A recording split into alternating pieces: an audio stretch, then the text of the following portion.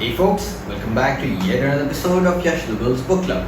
So this is the part 2 of Think Like a Monk by Jay Shetty. Let's continue from where we had left off a couple of weeks ago. For those who haven't watched the first part, I recommend you to click, I guess, here.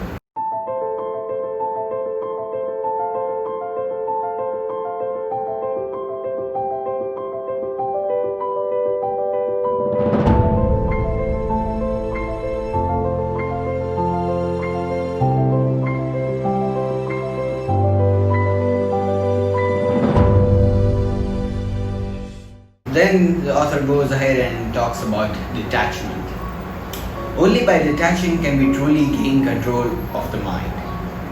Real strength and detachment is being close to everything but not letting it consume and own you. Ego. You are who you are when no one is watching. The ego is the obstacle to growth. If we aren't open-minded, we deny ourselves opportunities to learn, grow, and change. A few pearls for us to enter with in the year 2021. 2 things to remember and 2 things to forget. To remember, the bad we have done to others and the good others have done for us. And to forget, good we have done for others and the bad others have done towards us. Overcoming your ego is a practice and not an accomplishment. The real greatness is when you use your own achievements to teach others and they learn to teach others, and the greatness you have accomplished expands exponentially. That is what real greatness is about. Then the author talks about gratitude. It's the world's most powerful drug. When you start your day with gratitude, you will be open to opportunities, not obstacles. Gratitude becomes a habit and you will start to look for more things to be grateful for. There's a Buddhist teaching which says, kindness and gratitude must be developed together, working in harmony. Kindness is as easy and hard as this: genuinely wanting something good for someone else. Gratitude has been linked to better mental health, self-awareness, better relationships, and a sense of fulfillment. One way scientists have measured the benefits of gratitude was to ask 2 groups of people to keep journals during the day.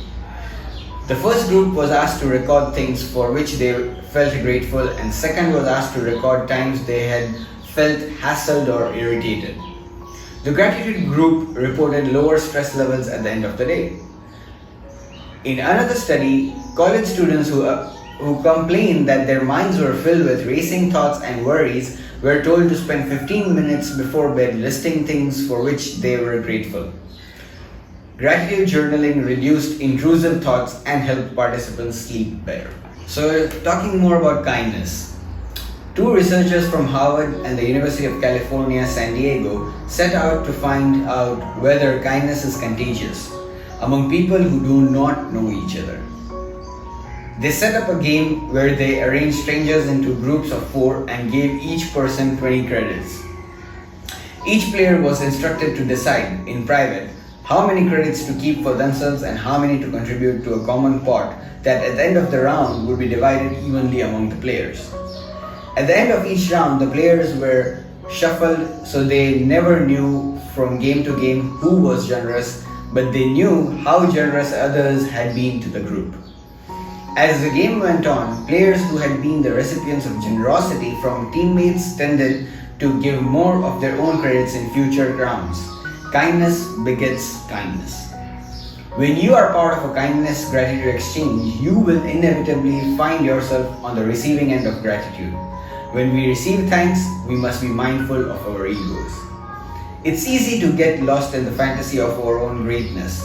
When monks are praised, we detach, remembering that whatever we are able to give was never ours to begin with. The kindness of strangers. The author is talking about his own experience in an Uber. I hopped into an Uber once in a hurry and distracted. The car idled for an unusually long time, and when I finally noticed and asked the driver if everything was okay, he said, "Yes, I'm just waiting for you to say hi back to me. It was a wake up call, and you can bet I'm more careful about acknowledging people now. So cool. Other than talks about service, plant trees under whose shade you do not plan to sit. It's an eye opening statement. Remember that whatever you are giving was given to you. When you pass it on, you cannot take credit for it. In conclusion, the world isn't with you or against you. You create your own reality in every moment. Like a dancer, the monk mind is flexible and controlled, always present in the moment. So, these are some pearls through which we can enter the year 2021 and make it a remarkable year and a turning point of our lives. I hope you like this series of book clubs. I'll still continue it for a few more weeks in the first quarter of 2021. Thank you once again for your patronage. I appreciate it. With that, I wish you a very happy 2021. See you. Take care. Bye.